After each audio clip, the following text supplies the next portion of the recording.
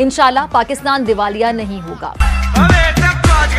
कि जी मुल्क दिवालिया ऑलमोस्ट हो चुका है। अच्छा, अब सिर्फ ऐलान होना बाकी है। डिफॉल्ट हो चुका है, सिर्फ ऐलान होना बाकी है। अरे कल फंस गया मुंह में। नहीं।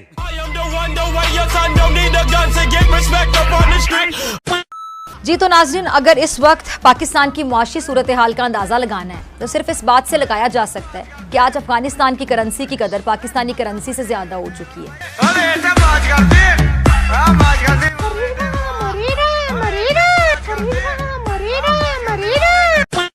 इस वक्त पाकिस्तान के टैलेंटेड नौजवान, ठीक है, जिनमें डॉक्टर्स, इंजीनियर्स, IT एक्सपर्ट्स, ठीक है, समझ गया, और दीगर शोबाजात के माहिरीन बहुत ज्यादा तादाद में अपना मुल्क छोड़कर दुनिया के दूसरे ममालिक में मुलाजमत के लिए जाने पे मजबूर हो गए हैं। समझ गया। और मुल्क का कीमती सरमाया दुनिया इस्तेमाल कर रही है, हमसे नहीं हुआ इस्तेमाल। लानत है तुम लोग पे, लानत। हमारे मुल्क से हमारे मुल्क का जो टैलेंट इस्तेमाल नहीं हुआ। अफसोस ही किया जा सकता है ना इस बात पे कि क्यों जा रहे हैं यहाँ से वहाँ बेचारे रोजगार ढूंढने के लिए, और दुनिया उनके टैलेंट को इस्तेमाल कर रही है और हुकूमत उनके लिए कुछ नहीं कर पा रही। आपने सबसे पहले घबराना। ये लोग क्यों मायूस हैं, और कौन है जो पाकिस्तान को श्रीलंका बनाने की ख्वाहिश रखता है, और कौन इसके लिए ग्राउंड बना रहा है, पता नहीं। क्योंकि जब हम ये देखते हैं कि मुल्क में महंगाई है और ये महंगाई हुकूमत और इंतजामिया के काबू में ही नहीं आ रही, तो हमें अवाम से ज्यादा हुकूमत मायूस और बेबस नजर आ रही है। वज़ीर आज़म साहब, जब मुल्क के काबिल, बासलाहियत, हुनरमंद, मेहनतकश लोग बेरोजगारी का सामना करते हैं और इन मेहनतकशों, हुनरमंदों, काबिल और बासलाहियत लोगों को हुकूमत के पास देने के लिए रोजगार नहीं होता, तो हमें हुकूमत मायूस और बेबस नजर आती है।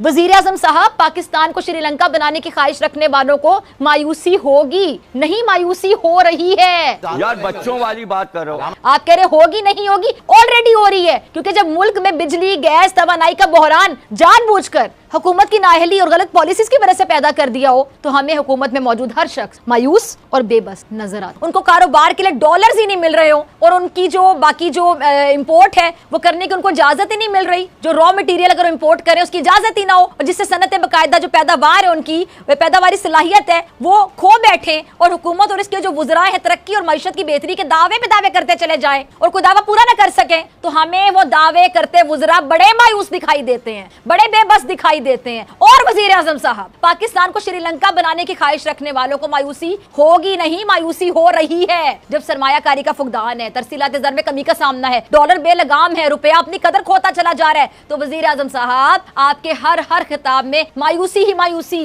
बेबसी ही बेबसी और नाउमीदी ही नाउमीदी नजर आती है। इस वक्त पाकिस्तान के टैलेंटेड नौजवान, जिनमें डॉक्टर्स, इंजीनियर्स, IT एक्सपर्ट्स और दीगर शोबाजात के माहिरीन बहुत ज्यादा तादाद में अपना मुल्क छोड़कर दुनिया के दूसरे ममालिक में मुलाजमत के लिए जाने पे मजबूर हो गए, और मुल्क का कीमती सरमाया दुनिया इस्तेमाल कर रही है, हमसे नहीं हुआ इस्तेमाल। हमारे मुल्क से हमारे मुल्क का जो टैलेंट इस्तेमाल नहीं हुआ। अफसोस ही किया जा सकता है ना इस बात पे कि क्यों जा रहे हैं यहाँ से वहाँ बेचारे रोजगार ढूंढने के लिए, और दुनिया उनके टैलेंट को इस्तेमाल कर रही है, और हुकूमत उनके लिए कुछ नहीं कर पा रही। और हुकूमत ही है जो हमें मायूस नजर आ रही है, बेबस नजर आ रही है हर जगह पर। वज़ीर आज़म शहबाज शरीफ साहब, पाकिस्तान ज़राई मुल्क है, मगर इसके बावजूद किसानों को शदीद माली मुश्किलात का सामना। किसानों को जब उनकी फसल की सही कीमत नहीं मिल पाती, फसल की काश्त पर मुनासिब मुनाफा नहीं मिल पाता, और फसल होने के लिए किसान जो है, किसान यूरिया, जो ज़राई अद्वियात इस्तेमाल करने की सख्त ही नहीं रखते बेचारे, और वो पैदावार हासिल नहीं कर पाते जो पैदावार की जा सकती है, जिससे मुल्क की जरूरत पूरी नहीं हो पाती, और फिर हमारा जो ज़राई मुल्क है वो आटा, गंदुम, चावल, दालें और दीगर जो जनास है इंपोर्ट करता है। जी तो नाज़रीन, अगर इस वक्त पाकिस्तान की मुआशी सूरत हाल का अंदाजा लगाना है तो सिर्फ इस बात से लगाया जा सकता है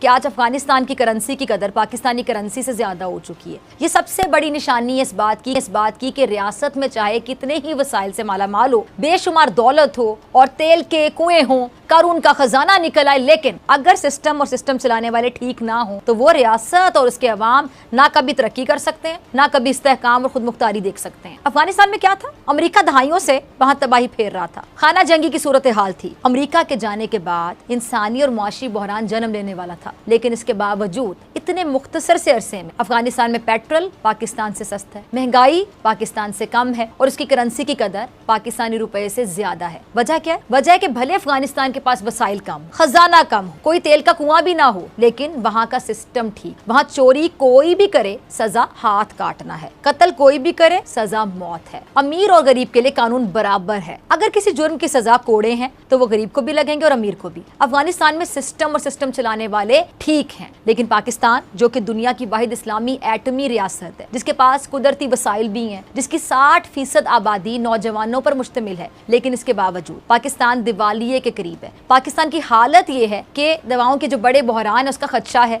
अद्वियात तक का, और हुकूमत के पास सिफारत खानों को देने के लिए पैसे तक नहीं है। और इस महीने तमाम सरकारी मुलाजिमीन की तनख्वाहें रोक ली गई। फंड्स की कमी के बायस तरक्याती स्कीमें भी बंद कर दी गई हैं। और तो और अब आप ये देखें कि जो हमारे मुल्की हालात हैं वो यहाँ तक पहुँच गए हैं कि आपको अलल ऐलान कुछ लोग टीवी पर आकर ये बताते हुए दिखाई देंगे, सुनाई देंगे कि जी मुल्क दिवालिया ऑलमोस्ट हो चुका है, अब सिर्फ ऐलान होना बाकी है। डिफॉल्ट हो चुका है, सिर्फ ऐलान होना बाकी है।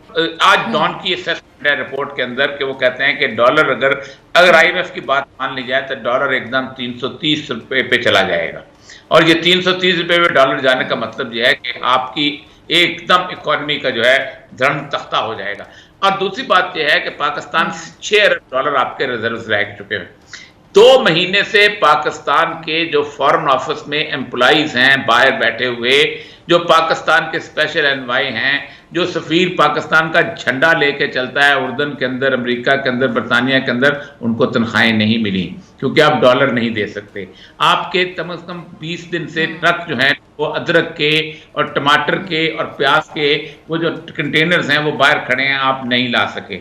आप जो है इस वक्त कनोला ऑयल जो है वो आप नहीं इंपोर्ट कर सकते।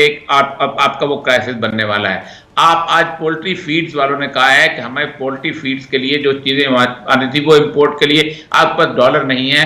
पाकिस्तानी जो है 38 लाख मुर्गियां रोज की खाते हैं और 3.5 करोड़ अंडे खाते हैं। जब ये 3.5 करोड़ अंडे नहीं मिलेंगे, ये 38 लाख मुर्गियां नहीं मिलेंगी, तो फिर क्या घास खाएंगे ये लोग?